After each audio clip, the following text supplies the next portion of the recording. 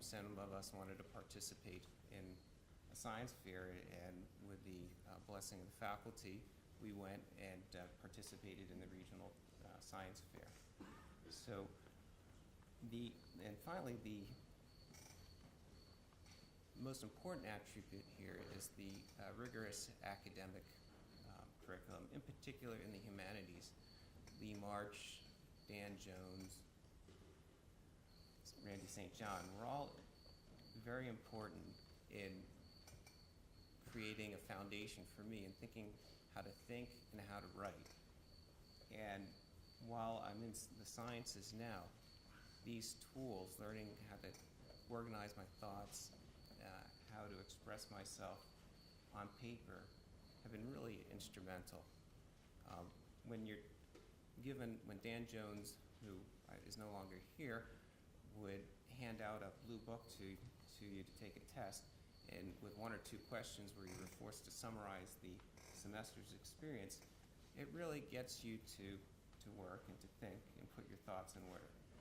And I think this is an incredibly valuable lesson that certainly my public school friends did not experience. So, just a few final parting words for the students here. I think the Academy offers a wonderful environment for you to learn how to think and to take intellectual risks, and you should take advantage of that opportunity. In addition, I think it's important that you consider what you're passionate about in life. When you start thinking about your career, follow what interests you. Maybe not what is perhaps financially advantageous, but follow what you love to do, and you'll have a very rewarding and fulfilling life. So I'd like to thank the Academy for nominating me for this award. It's a terrific honor, and it's great to be back here after 28 years. Thank you.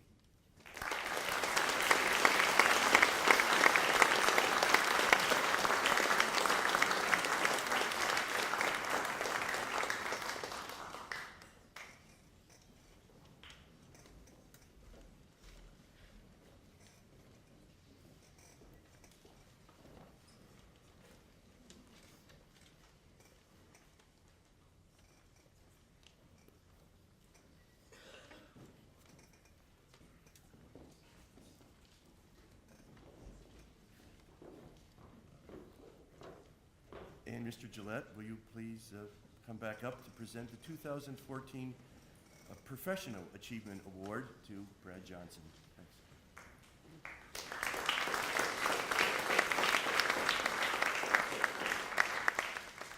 Brad Johnson, class of 1982. Brad, I suspect that we are equally surprised 30 years later to be seeing one another again at the Harrisburg Academy. Surprised indeed, but happier than surprised. I'm doubly happy this morning to have you back, Brad. First, to recognize the outstanding achievement you have in founding, in developing, and in leading the Second Story Company, which you have done.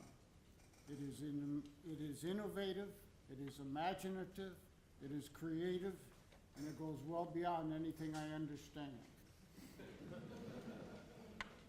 In fact, I do not fully grasp what it is that your multimedia presentations do, but I did read in a description of your work with them these words: with your inside-outside approach, it emphasizes structure, content, story, and functionality. And I said to myself, those sound like the words of a man educated at the Harrisburg Academy. So I am indeed proud of you for what you have achieved and continue to achieve. I'm also happy to look upon you, and I hope you let me do this, as what I call Exhibit A of the Harrisburg Academy marvel. A student comes here and soon is a part of classmates which tend to pull you on, mostly the right direction, because they are all headed for college and a career of meaning. And then you discover that you are accepted, appreciated, supported, prodded, and helped on to develop your potential, whatever it is. And almost before you know it, you graduate, you go on to college and on to a life of meaning. It happens to almost all who come here. And I'm looking this morning at a sea of faces who are somewhere in that process. And at times, you might wonder if you're going to make it. You will make it, and you will go on, almost all of you, to college and to a life of meaning. You may not all come back, as Brad has, but Brad, we're very glad that you came back. Glad to honor you for the outstanding artistic achievement and professional achievement that you have realized, and glad to honor you as Exhibit A of a Harrisburg Academy of Education. Congratulations.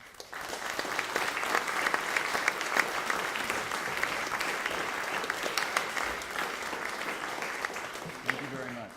Thank you to everybody who played a part in getting me back here, and for the Academy itself, because really I think that without the Academy I wouldn't have had the career that I had, and I thank what this institution has done for me personally to catalyze that growth and contribute to that evolution to really make me who I am, and I thank you all for that.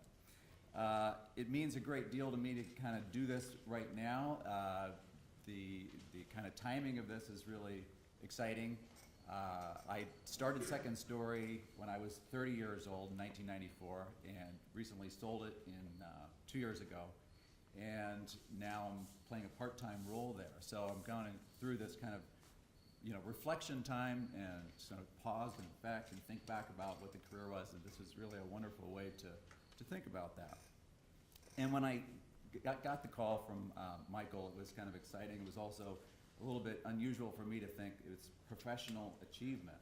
So I thought, what does that mean, professional achievement? What is a professional? I never really thought of myself as a professional at anything. So I looked that up, and it's, of or relating to or connected with a profession, a paid occupation, especially one that involves prolonged training and formal qualification, which I really did not have at all. It's a career, an occupation, what one does for a living. And I think, achievement, when I think about what achievement means, it means sort of that kind of acknowledgement from the outside that you've accomplished something, or that you've gotten results. And it's sort of that outward approval as opposed to a kind of inner fulfillment. And what I realized is that for my whole career in my life, whenever I've had any kind of success, it really came from a more personal place than a professional kind of place. And it became from trying to fulfill some kind of creative impetus rather than look for some outward achievement. And really for me, the ingredient to make that happen was passion, and cultivating and having a passion about something and doing what you're passionate about.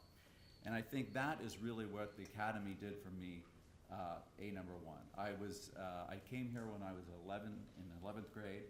I had gone to a very large public school, and it was really kind of a factory-like experience where I just kept doing worse and worse, and was floundering, which I've heard other people talk about here. And I was really not engaged. And a family friend thought, maybe it's like you have to repot this kid and put him in a new place and see what happens, see if he can grow. And my father took pictures of the kids in school. He had a company that did school photography. He knew Ralph Gillette, and got an interview, and I came here, and it was just a whole new world for me. And rather than memorizing things and learning through textbooks, we were reading original source source in history classes and English classes and getting really, sparks were going off in me, and I was really kind of opened up to this world of the humanities and the liberal arts in a way that I didn't know about before. And I think one of the other themes that's really important about the Academy that I heard two other speakers talk about is that the focus on the individual and the caring. And I felt like, as opposed to that kind of factory experience, that here it was almost like a handcrafted education, where it was a bespoke, custom kind of experience just for each of the people that are here. And really became hooked on that, decided I wanted to go to a small liberal arts school, which I did. The thing is, though, when I went to college, I sort of still had that kind of professional versus personal thing. I thought, I've got to do something practical, and I should major in business or economics or something that you can do something with. And I, again, started to flounder. I wasn't really that into that, and I stumbled into a philosophy class at Hobart College. There was this general education requirement, and you had to take things that you didn't think you wanted to take. And I got into philosophy, and all of a sudden, the passions just came out, and I was actually doing something that I loved, and I did very well in that. Philosophy then led to the visual arts, and became very interested in painting and visual arts. Ended up leaving college, moving to San Francisco Bay Area, where I pursued a career in painting. And for 10 years, I supported myself working in restaurants, doing construction, because I really was committed to visual arts. And finally got into a bunch of different galleries, and realized that I was not going to get out from being a carpenter anytime soon. Wasn't selling enough paint to support myself. And a dealer said to me, he said, rather than try to think about supporting yourself through self-expression, why don't you find something that's creative but is also a way to put the profession and the passion together. And at the same time, multimedia was happening in the Bay Area, and everything was exploding with interactive media, where it was no longer just the traditional passive media that the passive audience member is sitting back like you are right now and listening to somebody tell you something, but you get to take control over the experience and define where it goes through CD-ROMs. And I got hooked on this, taught myself a few programs, made some interactive experiences that very quickly catapulted me into this whole new realm of interactive media.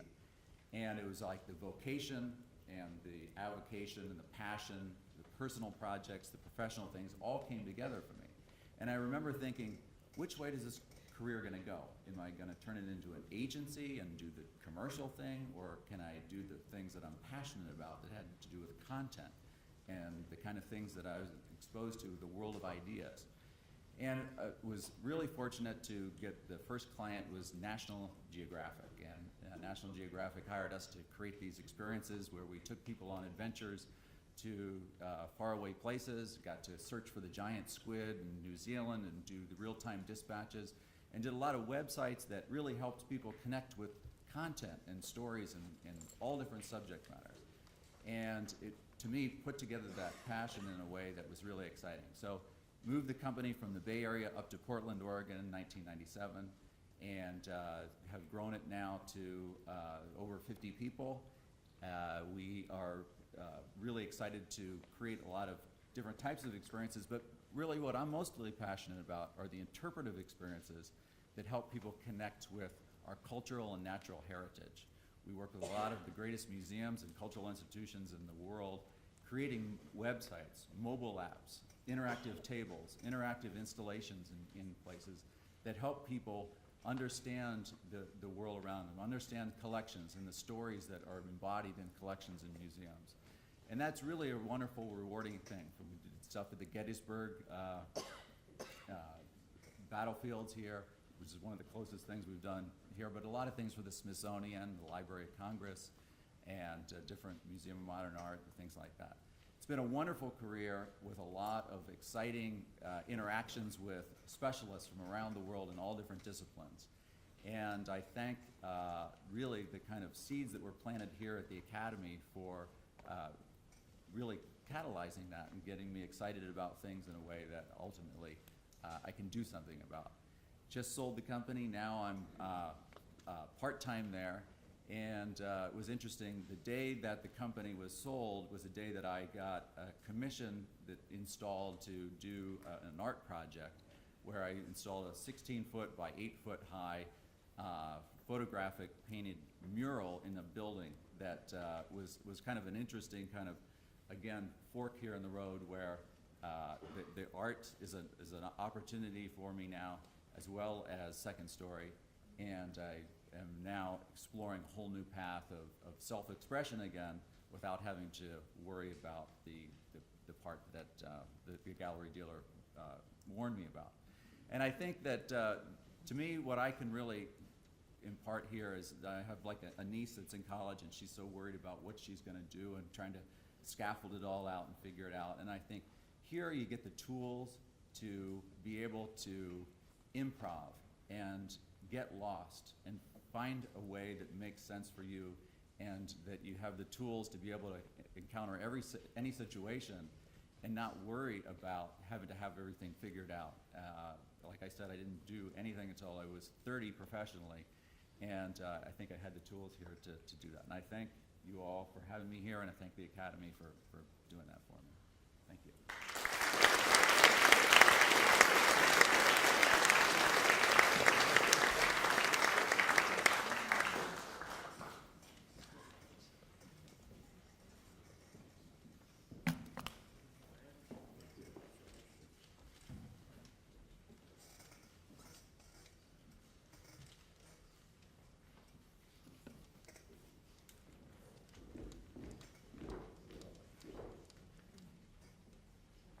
Brad Johnson just touched on one thing, and I'm not sure that all of you caught the connection. How many of you have been to the Visitors Center at Gettysburg and have seen the multimedia show there? Just raise your hand.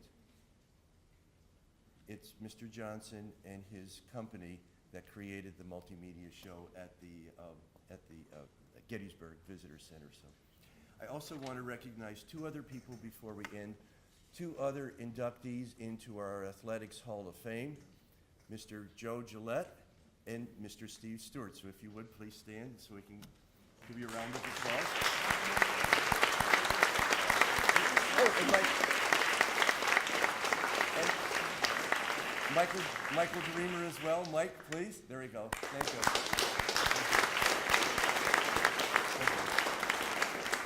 Well, that concludes our Alumni Awards program, and we'd like to take a few photos afterwards. So special guests, please stay. Students, please remain seated until your class is dismissed. And as usual, seniors, you can be dismissed first, and then the juniors. Thank you very much.